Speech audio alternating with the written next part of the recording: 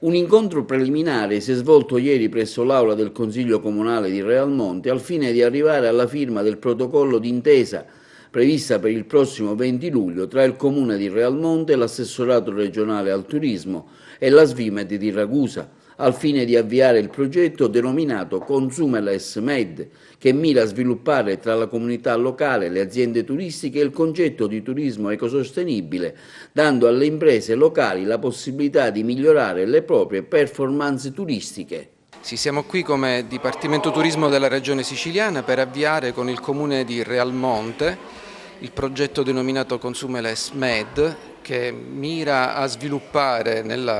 tra la comunità locale e tra le imprese turistiche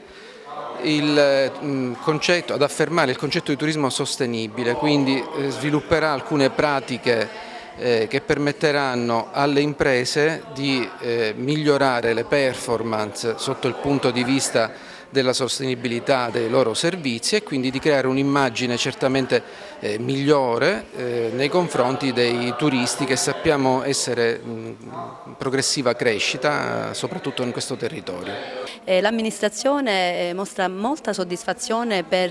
l'incontro odierno, che concerne appunto la stipula di un protocollo d'intesa finalizzato alla valorizzazione del nostro territorio e all'ecosostenibilità. È un progetto questo promosso dall'Intermed, cioè un progetto a livello internazionale, europeo, vede interessate alcune nazioni quali l'Italia, la Grecia, l'Albania e altre regioni. Appunto stavo dicendo, valorizzare il territorio significa anche dare la possibilità agli esercenti che operano in questo territorio di utilizzare un marchio, che in questo caso è il marchio Consumeless, che significa ecosostenibilità, significa risparmio energetico, significa appunto promuovere un territorio nella giusta misura. Questo è un incontro finalizzato alla stesura di una bozza di protocollo d'intesa, bozza che viene fuori da un lavoro e degli incontri preliminari alla stesura di tale bozza appunto, che avrà culmine il giorno 20 luglio con la sottoscrizione del protocollo definitivo. Quello che ci premeva sottolineare è appunto quello di invitarvi a visitare la piattaforma consumelessmed.org. Vi faccio vedere proprio il sito che abbiamo, la piattaforma che abbiamo già creato come progetto, dove troverete tutte le strutture che sono aderenti al marchio Consumeless Med,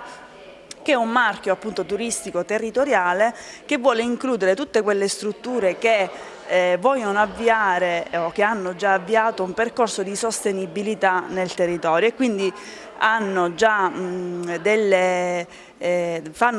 azioni per ridurre i consumi energetici, per ridurre la produzione dei rifiuti e il consumo di risorse idriche.